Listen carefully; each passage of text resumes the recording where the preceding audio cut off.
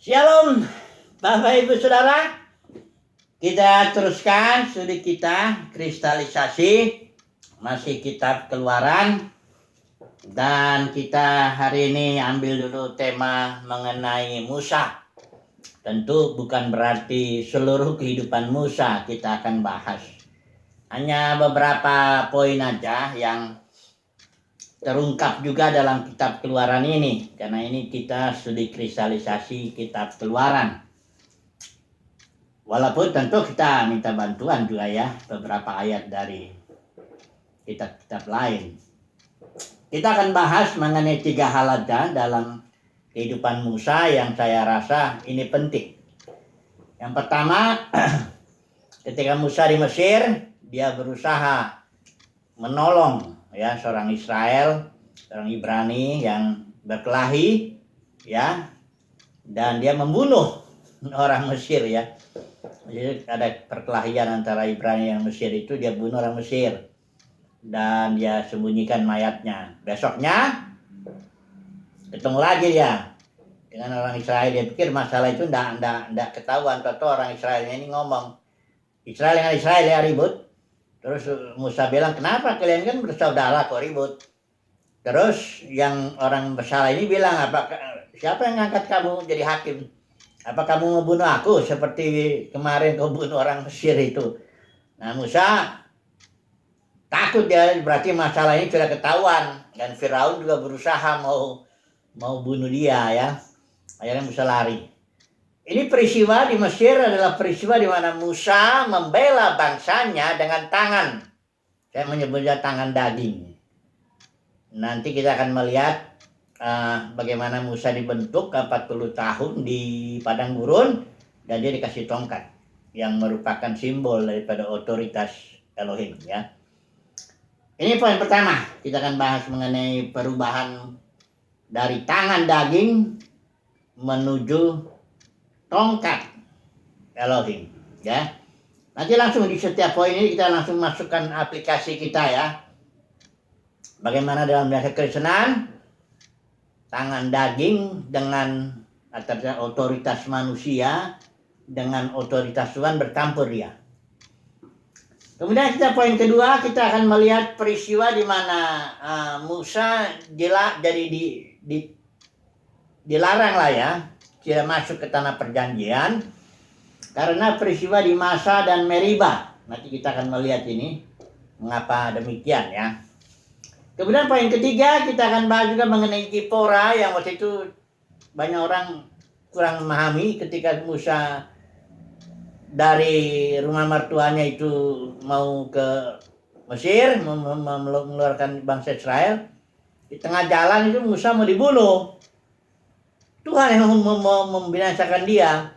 Nah, kemudian Zipora nanti kita lihat di Keluaran 4 dia menyunat anaknya ya, nanti kita lihat itu. Dan selamatlah Musa. 3 poin ini aja kita akan bahas seberapa nanti kita bisa.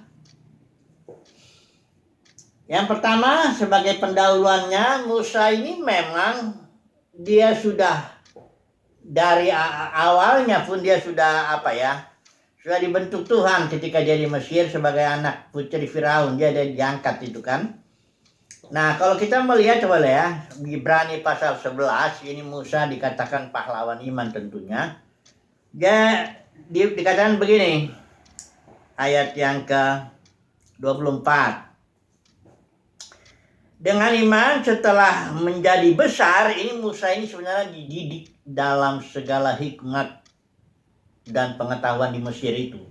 Dan Musa ini memang berkuasa dalam perkataan perbuatannya karena dia kan anak putri Firaun ya. Nah, tapi anehnya di sini dengan iman setelah menjadi besar, Musa menolak disebut anak putri Firaun. Dengan lebih memilih, ini saya pakai ILT ya. Dengan lebih memilih untuk menderita sengsara bersama umat Elohim daripada untuk sementara merasakan kenikmatan dosa.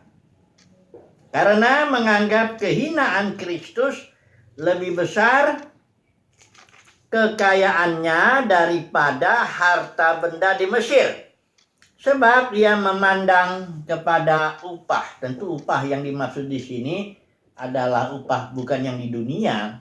Karena kalau yang di dunia, Musa sudah memiliki itu. Sebagai anak putri Firaun, dia sudah memiliki kemudahan-kemudahan, barangkali harta kekayaan, jabatan, dan sebagainya. Dia sudah ada itu. Cuma masalahnya dia menolak itu semua. Karena dia lebih bagus saya menderita bersama dengan umat pilihan Tuhan.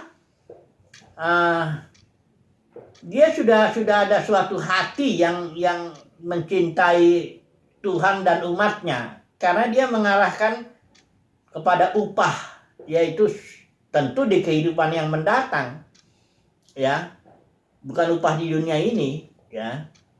Jadi ini nggak salah itu ya, berharap upah seperti itu, karena Yesus sendiri dalam pengajarannya berulang-ulang dia berbicara soal upah, ya. Kalau engkau melakukan ini dan itu, jangan kayak misalnya orang Farisi, dia berbuat sesuatu dan dia dapat pujian dari manusia, kata Yesus, ya dia sudah dapat upahnya, jadi nanti nggak dapat lagi, ya.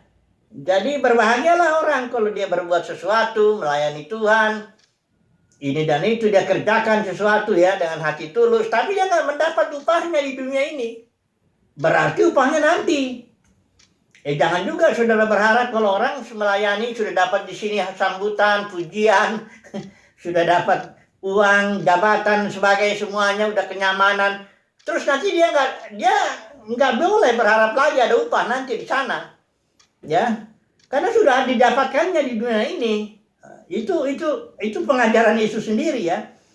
Orang Farisi dibilang karena dia sudah dihormati, dia berdoa itu udah apa sebagainya, dihormati orang, ya sudah, dia sudah dapat upahnya. Nah, ini Musa ini dia menyangkalin itu karena dia mencari kekayaan spiritual, kekayaan yang berikut, ya. Di zaman ini dia enggak mencari itu. Ini jelas orang yang begini udah dijamah Tuhan. Enggak ada orang yang lahir langsung cinta Tuhan gitu ya, enggak suka harta dunia, enggak ada. Karena manusia lahir dalam dosa, ya semuanya suka harta yang kelihatan itu. Uang, jabatan, pujian manusia, semuanya orang suka. Tapi ketika seorang itu dibentuk oleh Tuhan, kayak Musa, dijamah oleh Roh Kudus, maka dia siap untuk menolak itu semua karena dia melihat umatnya itu ditindas, ya. Dan dia sudah ada hati, ditanam hati oleh Tuhan untuk membela umatnya.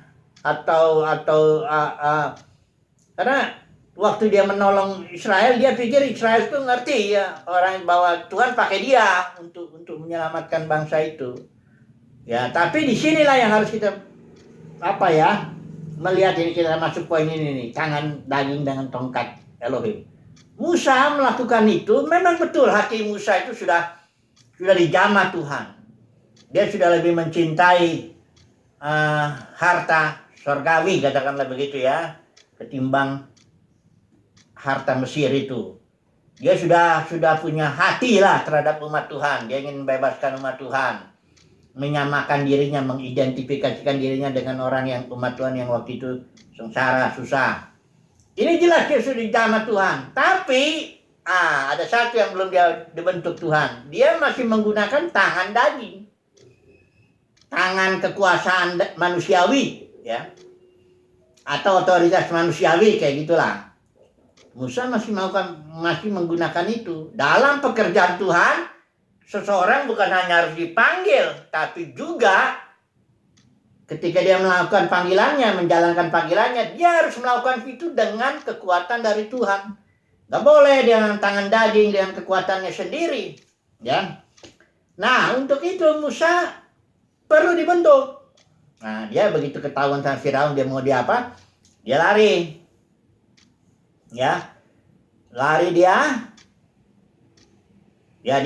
sempat bisa menikah, punya anak 40 tahun dia dibentuk hanya sebagai kayak jadi gembala begitulah ya, dari anak putri Firaun. Posisi yang tingginya sekali itu kan, tiba-tiba hanya jadi penggembala begitu, jaga domba mertuanya kali itu 40 tahun dibentuk, ya. Kemudian kita lihat Musa diutus, ya, dan dikasih tongkat. Dengan tongkat itulah Musa melakukan mujizat, ya, dengan tongkat itu. Nah, di sini satu pelajaran, ya. Masuklah kita aplikasi, ya, langsung ke dalam dunia kekristenan. Saya yakin dalam dunia kekristenan orang atau begini, ya, para pemenang itu bukan hanya orang dipanggil, dia harus dipilih, dibentuk, diproses, ya, jangan menggunakan tangan daging. Karena kalau dipanggil, besar kemungkinan dia hanya dapat panggilannya, betul memang dari Tuhan panggilannya. Tuhan sudah jamah hatinya, Tuhan sudah lahir, dia sudah lahir baru, bahkan barangkali penuh Roh Kudus, punya banyak karunia-karunia. Tapi kalau dia nggak dipilih, tidak diproses, dibentuk, dihajar, dia akan gunakan tangan daging itu. Bahkan menyalahgunakan. Nah, ini yang terjadi. Dalam dunia kekristenan itu banyak yang dipanggil, tapi sedikit yang dipilih. Yang dipanggil itu pastilah dia banyak menggunakan tangan daging. Nah, ini saya beri contoh sedikit, ya. Mengenai otoritas, ya. Kalau ini tongkat itu, ya. Itu tongkat itu otoritas rohani. Sementara tangan daging, ini otoritas manusiawi ini. Nah, saudara lihat dalam gereja yang jatuh di gereja sehingga menjadi dunia kekristenan saat ini. Itu saudara tahu tiga ajaran itu yang menyebabkan dunia kekristenan masuklah pemerintahan manusia, otoritas manusia. Dari mana dia masuk? Dari ajaran Ijebel itu. Ini udah jadi ajaran, ya, bukan hanya praktek. Apa sih Ijebel itu? Ijebel itu kalau kita lihat dalam sejarah, ya, diingat, ya, di kitab Wahyu dia itu simbol Ijebel itu. Di kitab sejarah, di dalam surat Raja-Raja itu, kitab Raja-Raja, dia itu seorang istri dari Ahab, Raja Ahab, yang dalam kasus kebun anggur Nabot, dia mengambil otoritas suaminya. Cap suaminya itu dia bikin surat, memang dia ngerjakan itu untuk kepentingan suaminya, tapi dia melakukannya itu dengan cara merampas otoritas suaminya. Dia bikin surat, bilang Nabot itu bikin puasa gitu, dia suruh ada orang Dursila ngaku apa, bilang Nabot menghujat Elohim, nanti udah gitu lempari dengan batu, ya. Dan Ijebel melakukan itu dengan cap, dengan surat meterai raja, merampas dia otoritas itu. Nah, Ijebel dalam dunia kekristenan juga merampas otoritas Yesus sebagai gembala gereja, gembala sidang gereja. Bagaimana caranya? Karena Yesus sudah bilang jelas, otoritasnya nggak diserahkan, nggak didelegasikan. Itu otoritas yang terdelegasi itu, delegated authority itu hanya ada ketika Ijebel ini mencuri otoritas itu. Dan kenapa? Bagaimana? Yesus tidak mendelegasikan otoritasnya kepada gerejanya. Dia bilang begini, jangan ada seorang pun di antara kamu disebut pemimpin. Aku pemimpinmu. Aku akan langsung memimpin gerejaku. Tadi saya bilang, aku akan mendirikan gerejaku. Tidak dibilang, dia memang pakai para pemimpin. Banyak ada nanti rasul, nabi, penginjil, gembala, pengajar. Itu dia yang berikan itu. Tapi hanya untuk memperlengkapi. Efesus 4 itu. Memperlengkapi aja dengan karunia-Nya, dengan bebannya, dengan firman dan sebagainya. Tapi jangan coba-coba ditarik kepada dirinya. Dan dia bangun kerajaannya di situ. Bangun hierarki. Otoritas hierarki itu sudah tahu enggak? Organisasi itu. Itu masuk otoritas manusia. Sudah tahu deh. Kalau organisasi itu, misalnya di atasnya di gembala sidang, nanti ada bendahara, ada ininya, ya, sekretarisnya biasa begitu. Dan bendaharanya tentu biasanya istrinya dan sebagainya, apa keluarganya lah, ya, karena itu soal uang kan. Baru turun ke bawah. Ini garis-garis ini, saudara, ini garis komando, itu garis otoritas. Otoritas apa? Bukan otoritas Roh Kudus, itu otoritas manusia, otoritas si gembala sidangnya itu. Ya, dia merasa. Saya ada seorang gembala sidang yang dia sudah bisa menarik sekitar 20.000 orang barangkali. Dia merasa saya dipimpin Tuhan untuk bikin ini. Tidak ada Alkitab mengatakan begitu. Tuhan tidak pernah menyerahkan, mendelegasikan otoritasnya kepada seseorang. Itu sebabnya di Kitab Para Rasul jelas otoritas Roh Kudus saja yang bekerja. Otoritas Roh Kudus lah yang bekerja mengatur semuanya, baik Ananias, Ananias yang itu Paulus ya, semuanya rasul-rasul ya, orang-orang kudus. Ananias yang hanya disebut sekali itu yang suruh numpangin tangan sama Paulus itu semuanya bergerak atas otoritas Roh Kudus. Filipus juga begitu. Tidak ada yang mengatur-ngatur begitu, punya otoritas seperti gembala sidang yang ada dalam dunia kekristenan saat ini. Nggak ada gembala sidang di dalam Kisah Para Rasul, nggak ada. Karena semuanya diatur oleh Roh Kudus. Otoritasnya adalah otoritas hayat. Otoritas hidup hayat Kristus itu, dialah yang mengatur. Maka dalam Kisah Para Rasul ada 70 istilah Roh Kudus memimpin, Roh Kudus bisikan, Roh Kudus penuh, Roh Kudus sebagai Roh Kudus melarang.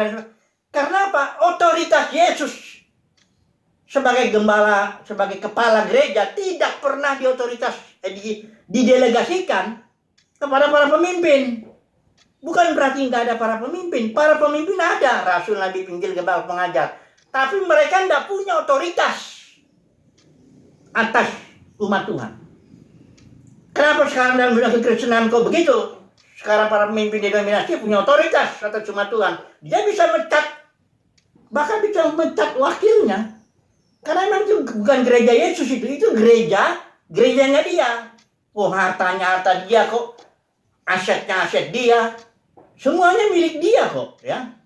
Itu sebabnya itu bukan gereja Yesus itu gereja si gembala sidang itu, ya. Dia punya otoritas, tapi bukan otoritas Roh Kudus, otoritas manusia, yaitu otoritas dia. Jadi, saudara, kita jelas sekali ini bahwa dalam kitab Wahyu itu ada 3 ajaran sesat itu, Jebel, Bileam, Nikolaus. Ini kalau Jebel dengan Nikolaus ini dekat nih, karena Nikolaus itu dia menaklukkan kaum awam itu, membangun hierarki, kayak gitu ya. Kalau Bileam ini pasti dagang, karena dalam suatu organisasi harus dagang. Karena gembala sidang kalau nggak dagang nggak mungkin dia hidup kalau nggak dagang. Apa yang didagangkan? Firman itu. Perkataannya, barangkali karunianya, barangkali apanya, jual-jual. Bahkan buku-buku pun, bahkan minyak pun ada yang bisa dijual. Karena harus begitu, supaya organisasi itu hidup dan berkembang, membesar. Ya. Tapi itu bukan gereja Yesus Kristus itu. Itu denominasi, itu kan namanya juga denominasi. Walaupun dalam kekristenan, orang udah biasa ngaku-ngaku bilang itu gereja. Enggak, bukan gereja itu. Gereja itu enggak begitu. Lihat Kisah Para Rasul itu gereja, jelas itu. Otoritasnya otoritas Roh Kudus. Apa sih sekarang bedanya gereja dengan denominasi? Kalau gereja otoritasnya tidak pernah didelegasikan kepada satu orang pun. Petrus, Paulus, Yohanes tak punya otoritas apapun terhadap umat Tuhan. Mereka hanya orang yang mengikuti otoritas Roh Kudus. Mereka hanya orang-orang yang memperlengkapi umat Tuhan. Tidak ada yang lain, tak lebih nggak kurang. Ya. Nggak punya apa-apa. Mereka jangankan narik orang, narik duitnya apalagi, oh nggak boleh sekali. Ya, oh itu pelanggaran itu ya, pelanggaran itu, dosa itu ya, perampok itu. Kalau Yesus bilang dia bandingkan dirinya dengan orang Farisi Taurat, akulah gembala yang baik karena mau menyerahkan nyawaku untuk domba-dombaku, dan kalian inilah orang Farisi Taurat, itulah perampok. Ya, jadi saudaraku jelas gereja itu otoritasnya otoritas Roh Kudus, otoritas hayat. Sementara denominasi ini campuran. Karena orang-orang yang dipanggil ini kan lahir baru, bahkan udah barangkali penuh karunia Roh Kudus dan sebagainya. Tentu dia ada otoritas Roh Kudus bekerja dalam kehidupannya. Tapi karena dia dalam sistem Jebel, Bileam, Nikolaus, hierarkinya masuk semua, dia punya otoritas campur. Gembala sidang itu campur otoritasnya, otoritas Roh Kudus, tapi juga otoritas manusiawi. Itulah kita menyimbolkan denominasi yang seperti itu. Wahyu pasal 17 itu Babel, kacau balau, campur aduk, confusion, kacau, ya. Ini jelas pelanggaran. Sebenarnya ini pelanggaran besar ini otoritas itu, karena Tuhan sangat tidak suka. Dia nggak mau pakai tangan daging Musa. Memang Tuhan mau panggil dia Musa. Tuhan sudah tanamkan dalam hati Musa cinta akan umat Tuhan. Tapi cara Musa menggunakan tangan daging, otoritas manusiawi, sebagai anak putri Firaun, tidak bisa. Tuhan tidak suka itu. Tuhan mau bentuk dulu. Itu makanya saya bilang ini, dalam dunia kekristenan, kalau orang hanya dipanggil, dia akan gunakan otoritas manusiawi, melayani. Bahkan bisa jadi dia orang-orang terkenal dalam dunia kekristenan, Karena orang-orang yang terkenal dalam dunia kekristenan adalah orang-orang yang punya otoritas itu. Barangkali bisa narik 10.000, 20 atau ratusan ribu. Ya. Dia punya kekayaan, harta benda. Itu dianggap yang dipakai Tuhan. Padahal kalau Alkitab bilang itu justru yang tidak membangun gereja. Itu dia membangun kerajaannya sendiri, denominasinya sendiri. Nanti akan terlihat itu. Ya, hanya sekarang ya masih dibiarkan. Tuhan itu belum terserang sekarang ini. Dibiarkan dulu. Ya. Tapi kalau orang melayani Tuhan seperti Musa, dia tidak boleh menggunakan tangan daging. Dia harus dibentuk. Dia nggak hanya harus punya panggilan. Punya panggilan itu mesti syarat. Harus itu. Dia dapat panggilan khusus, dikasih beban khusus, dikasih tugas khusus. Itu harus ya. Kemudian bukan hanya panggilan. Dia mesti dipilih dan diremukkan, didisiplin, diproses sehingga dia tidak menggunakan tangan daging. Bagaimana caranya? Seorang hamba Tuhan dalam dunia kekristenan itu. Ya dia punya beban, punya panggilan, punya tugas khusus. Tapi dia hanya karena dia sudah dibentuk, dia menggunakan itu dengan melayani dengan tongkat otoritas. Dia melayani saja gitu, memperlengkapi siapa yang mau, yang dengar ya silakan. Ya. Dia tidak menggunakan tongkat otoritas tangan dagingnya. Ya, bukan dia nggak punya otoritas. Kadang-kadang kalau ada seorang yang misalnya melawan, memberontak kepada hamba Tuhan sejati yang punya otoritas itu bisa mati kayak Musa itu, kasus-kasus itu pemberontakan apa namanya itu si Korah ya, mati juga dia kayak Petrus ya. Tapi ingat ya, Petrus waktu peristiwa Ananias Safira itu Petrus sedang menggunakan otoritas Roh Kudus itu. Dia sendiri tidak memutuskan apa-apa. Dia cuma bilang dipimpin Roh, "Hai Ananias, Safira." Ananias ya. "Mengapa engkau bukan mendustai manusia? Engkau mendustai Tuhan." Hanya itu yang diucapkan Petrus. Dan tiba-tiba otoritas Roh Kudus datang mematikan si Ananias. Ya. Jadi lain dengan gembala sidang yang menggunakan otoritasnya dalam suatu organisasi, dalam suatu hierarki untuk mencat orang. Oh lain itu, jangan disamakan. Bedakan itu, jauh sekali seperti langit dan bumi, bedanya itu. Otoritas manusia dan otoritas Roh Kudus, beda sekali. Ya. Karena ini sudah jadi, sekali lagi saya katakan, karena Ijebel sudah jadi ajaran, itu sudah dibenarkan dalam dunia kekristenan. Sudah dianggap benar. Bahkan diajarkan, kau jangan berontak. Ya. Padahal itu otoritas manusia, campuran. Kau jangan berontak sama ini. Oh itu sudah jadi ajaran lah ya. Sudah dibenarkan. Nah, kalau udah jelas ini poin pertama ya. Coba dulu kita masuk kepada Masa dan Meriban. Satu lagi aja lah ya, sebelum Sephora ya. Atau udah cukup lah dulu ya. Kita cukup aja dulu sini. Nanti besok aja kita sambung mengenai Masa, Meriba, ini kasus itu dan Sephora. Kesimpulannya apa? Kesimpulannya, seseorang yang mau melayani kasus Musa ini kita lihat ya, dari tangan daging ke tongkat. Orang yang melayani itu pertama dia mesti ada panggilan, dia mesti dijamah hatinya. Sedemikian dijamah dia sehingga dia merasa nggak berharga lah harta dunia ini, harta Mesir. Dia ingin menyamakan dirinya dengan umat Tuhan yang sedang menderita pada waktu itu.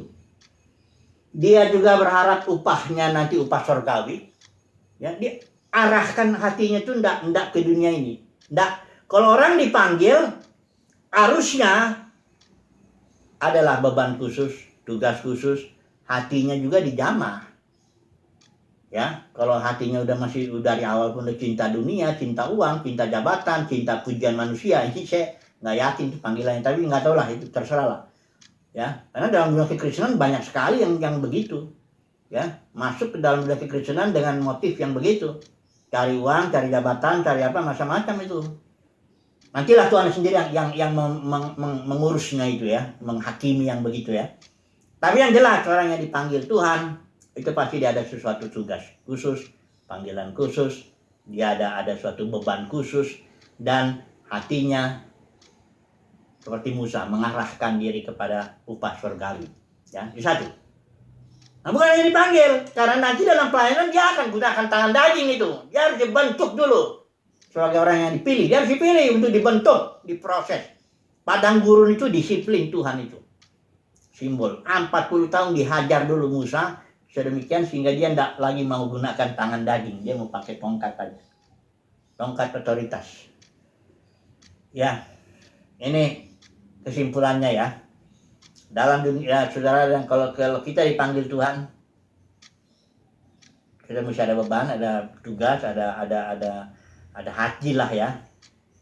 Kemudian kita harus dibentuk, diproses, dipilih ya, untuk dihajar, dibentuk sehingga nggak menggunakan tangan daging, tapi gunakan tongkat otoritas ya. Jangan dicampur-campur ya. Dalam kekristenan ini bercampur-campur ini. Tapi kalau saya yakin orang umat pilihan Tuhan dibentuk sedemikian, dia nggak mau gunakan tangan daging. Dia nggak cinta uang, cinta jabatan. Dia nggak sok-sok merasa berotoritas atas umat Tuhan atau menaklukkan kaum awam sebagainya. Itu orang yang hanya dipanggil aja itu, yang begitu ya. Karena di dalam kekristenan banyak yang dipanggil, sedikit nanti yang dipilih ya. Oke, saya rasa itu aja dulu. Nanti kita sambung besok. Haleluya. Amin.